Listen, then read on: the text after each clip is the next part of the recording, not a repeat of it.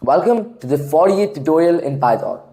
In this tutorial, we're going to take a look at a very new module, which is known as a datetime module. Hello everyone, it's me Sairam and I'll be your host for today.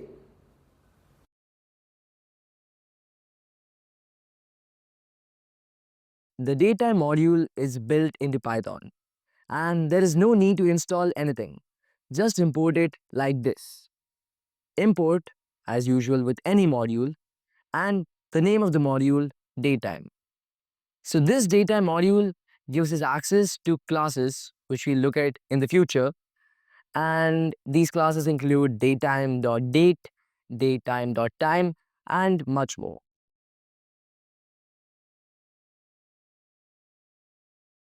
Let's get the current date, like today, like right now.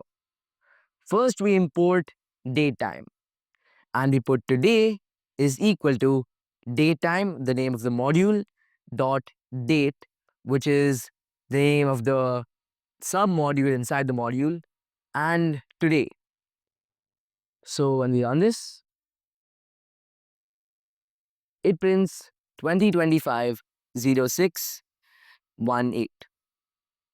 Also, there is one very special thing about the datetime. You see, datetime isn't any ordinary module. It is a module that has more modules inside of it. A module which has more modules inside of it is called as a package. So if you look at this code, datetime is our package. And inside the datetime package, we have the date module. And inside the date module, we have today, which is a function. So when we print today is 2025 6/18.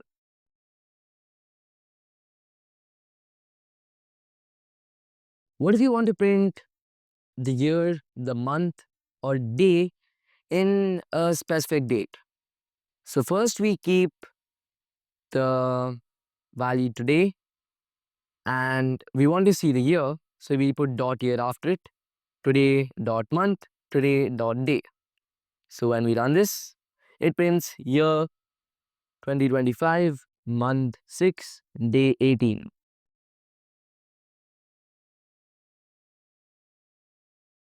What if you want to create custom dates? If you want to store someone's birthday or schedule an event. So you can create any date like this using the datetime.date.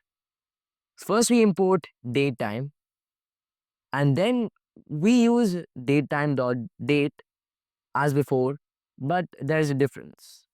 We store it in a module called birthday and we put the exact date of our birthday in this between these both brackets. So for example, over here we have 2005, 27. Then you print my birthday is birthday.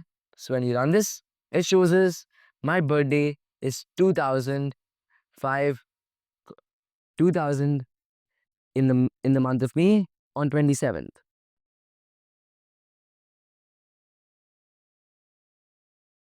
What if you want to find how many days are left until something like your exam or New Year's? So as usual, we import datetime and we want to see the date of today. So datetime.date.today, which is stored in the today variable, and we want to see the new year. So datetime.date today.year plus 1, which adds 1 to the year, and then difference is equal to new year minus today. So we're subtracting both of the dates, and when we run it, as you can see, it tells us the amount of days left is 197 days.